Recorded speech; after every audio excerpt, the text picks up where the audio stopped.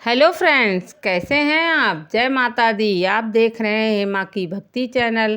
Friends, आज मेरी video का टाइटल यह है कि मैं आपको अपनी वीडियो में अहोई अष्टमी व्रत की पौराणिक कथा सुनाऊंगी, जो कि करवा चौथ के 4 दिन के बाद पड़ता है। करवा चौथ का व्रत महिलाएं अपने पति की दीर्घायु के लिए, उनके सलामती के लिए व्रत रखती हैं।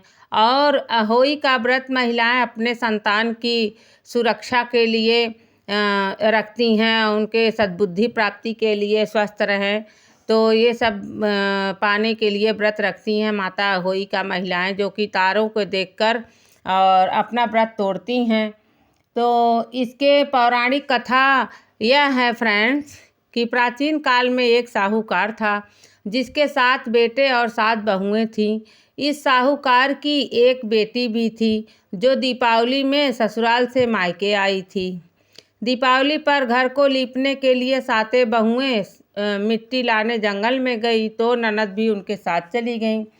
साहूकार की बेटी जहां मिट्टी काट रही थी, उस स्थान पर स्याहू यानी कि साही अपने 7 बेटों के साथ रहती थी। मिट्टी काटते हुए गलती से साहूकार की बेटी की खुरपी के चोट से स्याहू का एक बच्चा मर गया।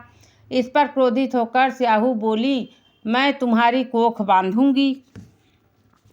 तो फ्रेंड्स, स्याहू के इस प्रकार वचन सुनकर साहूकार की बेटी अपने 7 भाभियों से एक एक कर विनती करती है कि वह उसके बदले अपनी कोख बंधवा ले।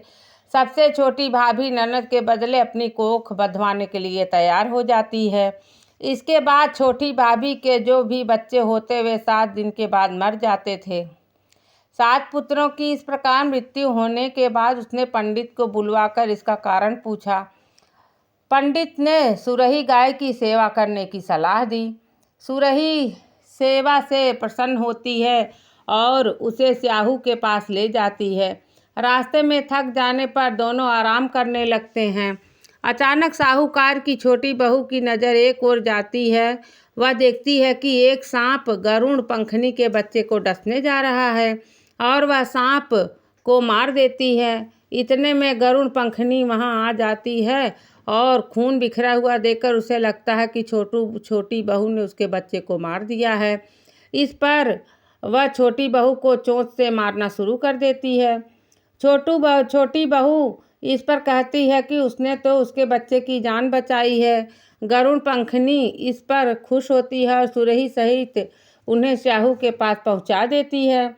वहां स्याहू छोटी बहू की सेवा से प्रसन्न होकर उसे 7 पुत्र और 7 बहू होने का आशीर्वाद देती है।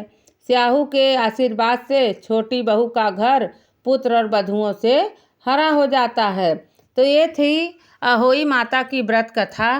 फ्रेंड्स, अहोई का अर्थ एक यह भी होता है कि जो अनहोनी को होनी बना दे और अप्रिय अनहोनी से बचाना।